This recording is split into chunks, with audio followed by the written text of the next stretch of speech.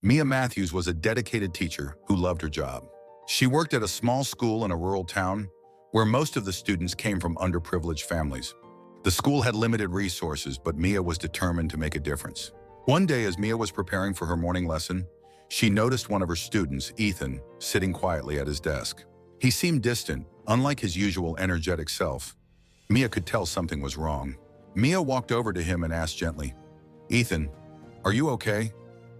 Ethan lowered his head and glanced at his worn-out shoes, which had holes in them. His socks were visible through the gaps, and he seemed embarrassed. He quickly pulled his feet under the desk to hide them.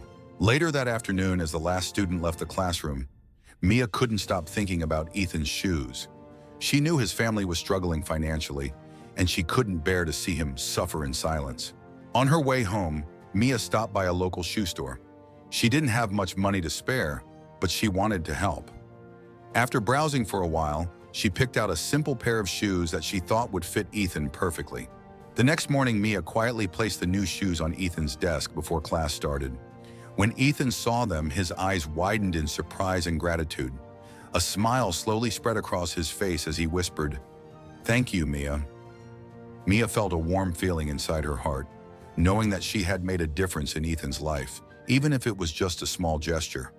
But what Mia didn't know was that her act of kindness was about to change everything. A few days later, Mia was called into the principal's office. She wasn't sure what to expect, but as she walked in, she noticed Principal Carter sitting behind his desk with a serious look on his face. Mia felt a knot form in her stomach. "Mia," Principal Carter began, "I've been informed that you bought a pair of shoes for one of your students, Ethan. Is that true?" Mia nodded nervously. "Yes, I bought him shoes because his were falling apart. I just wanted to help." Principal Carter sighed and leaned back in his chair. "While I understand your intentions, Mia, you violated school policy. Teachers are not allowed to give personal gifts to students. It creates an imbalance, and we need to treat all students equally." Mia's heart sank as she realized the seriousness of the situation. "But I only wanted to make Ethan feel better. He was embarrassed about his shoes," she explained, her voice barely above a whisper. The principal shook his head. "I understand your heart was in the right place, but rules are rules. I'm sorry, but the school board has decided to take action." Mia felt a lump form in her throat. "What kind of action?" she asked, her voice trembling. Principal Carter sighed again. "I'm afraid I have no choice but to let you go, Mia." Mia stood frozen for a moment, the words hitting her like a punch to the gut. Fired for helping a student? She had never imagined that a simple act of kindness could cost her the job she loved. She packed her things in silence, her mind racing. Was it wrong to care for a child in need? Was it wrong to show kindness? As Mia left the school building that day, she couldn't shake the feeling of injustice. She had lost everything she loved, all for doing the right thing. The next morning, Mia sat at her kitchen table, staring out the window. The reality of losing her job still hadn't fully sunk in. She had devoted her life to teaching, and now she felt lost without it. Just as she was about to get up and start her day, the phone rang.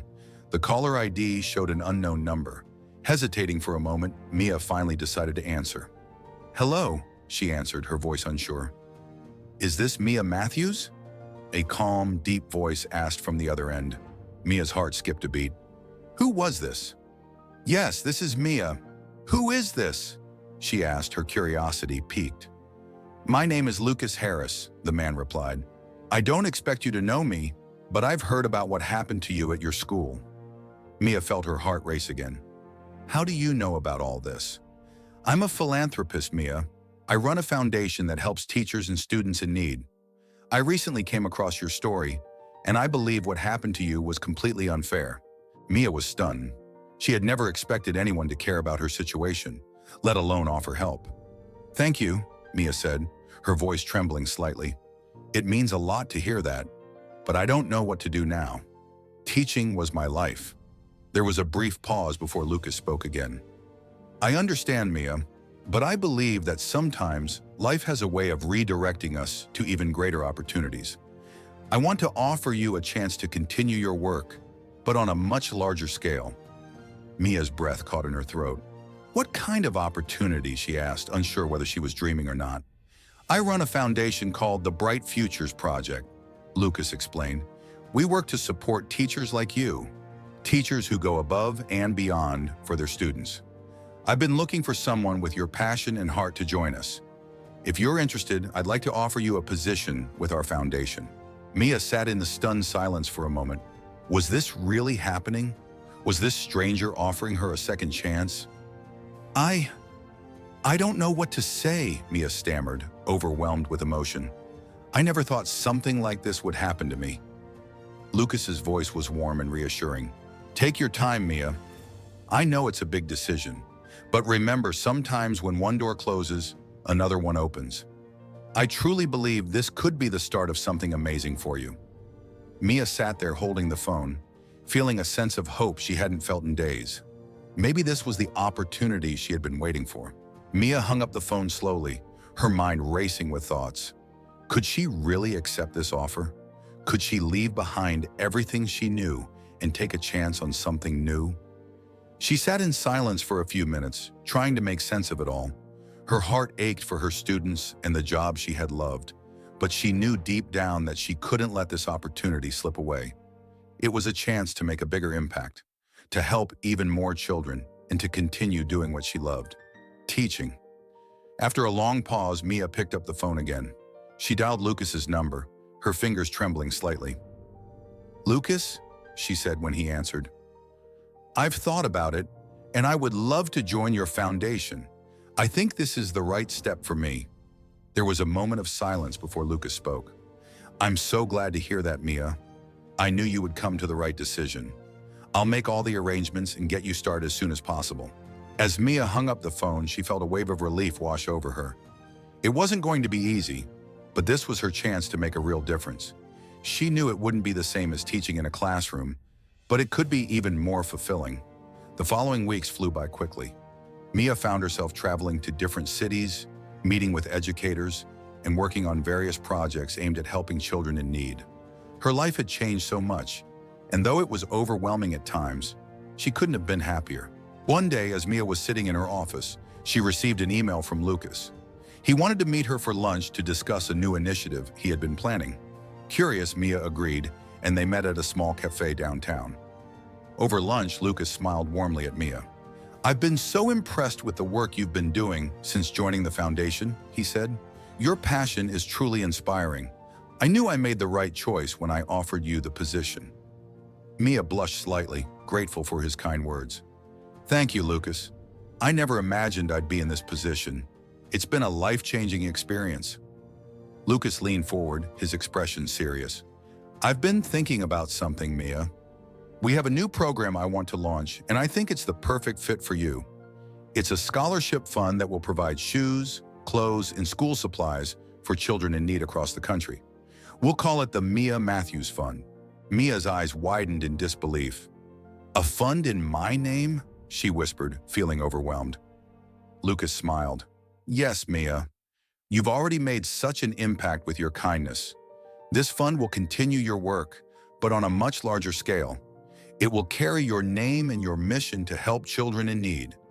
I can't think of anyone better to lead this project." Mia's heart swelled with emotion. She never imagined that her small act of kindness would lead to something so big. She knew she had found her true calling. Over the next few weeks, Mia worked closely with Lucas and the Foundation's team to bring the Mia Matthews Fund to life. It was a huge task, but Mia felt more determined than ever to make it a success. She had found her new purpose, and nothing was going to stop her. The fund's first project was a school supplies drive, aimed at helping children in underprivileged communities across the country. Mia traveled to several cities, meeting with local educators, families, and children who were in desperate need of support. Everywhere she went, she saw how much of a difference even the smallest act of kindness could make. One afternoon, Mia visited a small school in a rural area. The children there had never had access to proper school supplies, and many of them lacked the basic tools they needed to learn. As Mia handed out new backpacks filled with school supplies, the smiles on the children's faces made everything worth it. "This is more than just about supplies," Mia said, speaking to the group of teachers who were helping her distribute the materials. "It's about giving these children hope and showing them that they are not forgotten." As the Mia Matthews Fund continued to grow, so did Mia's sense of fulfillment. She was now able to help thousands of children across the country, and every day she saw the tangible results of her work. It wasn't just the physical supplies that made a difference. It was the message of hope and care that came with each donation. Months passed, and Mia's work became more and more well-known. She appeared on TV interviews, sharing her story and the mission of the Mia Matthews Fund. People from all walks of life reached out to support her cause. One day, as Mia stood at the front of a large auditorium filled with donors and supporters, Lucas walked up to her and whispered, "I knew you were the right person for this job. What you've done is incredible, Mia. You've built something that will last." Mia smiled, humbled by his words. "I couldn't have done it without all of you," she said, looking out at the sea of faces in the crowd. "This is our collective effort, and together, we're making a difference." As the evening drew to a close, Mia reflected on how far she had come. She had started out as a teacher, doing what she loved, but now she had become a beacon of hope for countless children. Her small act of kindness had sparked a movement that was changing lives. She stood at the podium, looking out at the crowd, and for the first time in a long while, she felt at peace. She had found her true purpose, and no matter what challenges lay ahead, she knew she was exactly where she was meant to be. As Mia's work continued to grow, so did her reputation. More and more people began to reach out, not just to donate, but to volunteer their time and resources. The Mia Matthews Fund had become a national movement, and its impact was being felt in every corner of the country. Mia received countless messages from teachers, parents, and even children who thanked her for the difference she had made in their lives. She heard stories of kids who had received new shoes or backpacks, and how it had changed their confidence and outlook on life. One story in particular stood out to her. It was a letter from a young girl named Lily. "Dear Ms. Matthews, I don't know if you'll ever read this, but I want to thank you for the shoes. Before I got them, I was always too embarrassed to go to school. My shoes were too small, and everyone made fun of me. But now I don't feel ashamed anymore. I feel like I can walk into school with my head held high." Mia sat there reading the letter over and over again, tears welling up in her eyes. She realized that this was why she'd started the fund in the first place. Not just to provide material things, but to give children like Lily the confidence to believe in themselves and chase their dreams. She knew that her journey was far from over. There were still many children who needed help, many schools in need of support, and many more lives to touch. But Mia also knew that together with the support of Lucas, the foundation, and all the donors and volunteers, she could continue to make a lasting difference. Mia's phone rang again, interrupting her thoughts. It was Lucas, of course. "Mia, I just wanted to check in and see how you're doing. You've been working so hard, and I think it's time we celebrated all that you've achieved." Mia laughed, feeling a wave of gratitude. "Thank you, Lucas. I couldn't have done any of this without you. You gave me the chance to make a real impact. I knew from the beginning that you were the right person for this, Mia. Now look at what you built. You've touched more lives than you could ever imagine." Mia smiled, looking out the window as the sun began to set. She had come so far, and while there was still a lot of work to be done, she felt ready for whatever came next.